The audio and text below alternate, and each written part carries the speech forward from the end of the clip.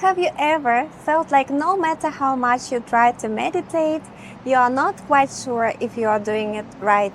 Maybe you've already read tons of articles, listened to guided meditations, or even joined courses. But the true essence of meditation still feels a bit blurry. If that's the case, don't worry, you are definitely not alone. The core meaning and original purpose of meditation is to teach you how to control the focus of your attention. The idea is to make your mind your obedient helper, not the other way around. In other words, you shouldn't be the tail wagged by the dog. You should be the dog wagging the tail. The goal of meditation is to notice when your attention drifts away from the objects you intended to focus on. Now let's talk about the different types of meditation. There are so many that if we tried to go through each one, it would take an entire course or an extremely long video. We're not going to do that today.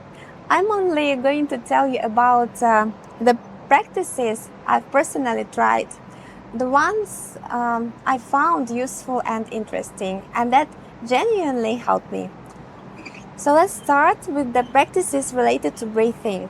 I think it's no secret to any of you that the best way to enter a deep meditative state is through focusing on your breath and establishing correct breathing patterns.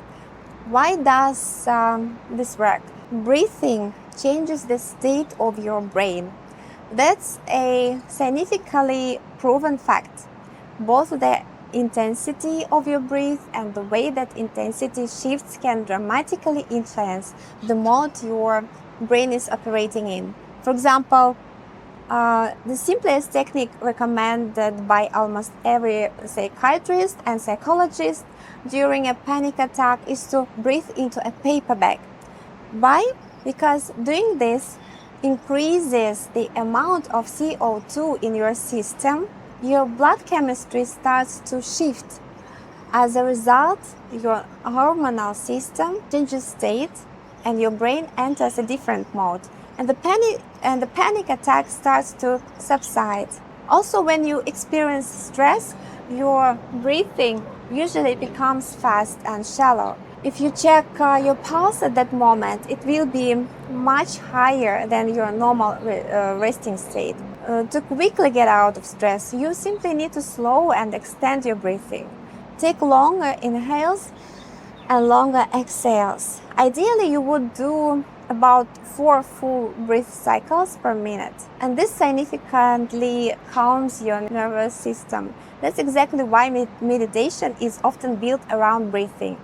From an energetic perspective, meditation is a way to bring your energy body into a balanced state. In fact, we don't just have one energy body. We exist in multiple layers of projection, including the body of the mind.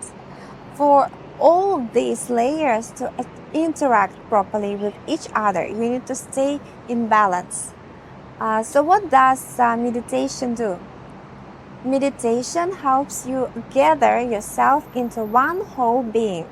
During meditation, you'll notice if something is out of alignment. Maybe you are being pulled toward a certain emotion, or you feel pain somewhere. That's your signal that something in your system is off. And since energy flows where attention goes, when you recognize where the problem is and focus on that area, you are actually sending healing energy there. Unfortunately, human beings tend to cling to things. We also cling to the concepts and ideas we build about ourselves. Sometimes these mental constructs help us, but other times they get in the way. These are our belief systems and personal identity stories. We all have a certain image of ourselves as a personality. And those beliefs about who I am and how others see me form the skeleton or sometimes even the spacesuit that we live inside. And often that spacesuit restricts our movement. Meditation helps you observe both your physical sensations and your mental patterns, allowing you to at least expand the spacesuit, or better yet, take off the old one and put on a newer, more comfortable version. That's just how the human brain works. Most of us can't live in a state of absolute freedom and unity with everything. And well, maybe some can, but those people are usually known as enlightened beings. The rest of us living in the everyday world and interacting with each other have to carry around this personal skeleton, this structure of self. But the point is to make that structure supportive, not restrictive. And that's why meditation is so important. When you observe the transformation of a feeling or sensation within yourself, you are directly working with the building blocks of your personality. Over time, this leads to you becoming calmer, more confident, more focused, kinder, and so on.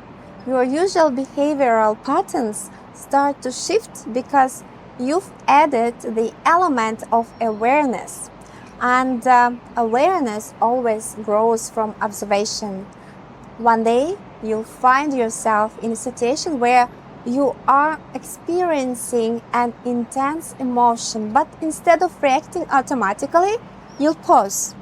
You'll catch yourself before the emotional reaction plays out, and eventually you won't react at all. You won't get drawn into the same old emotional trap.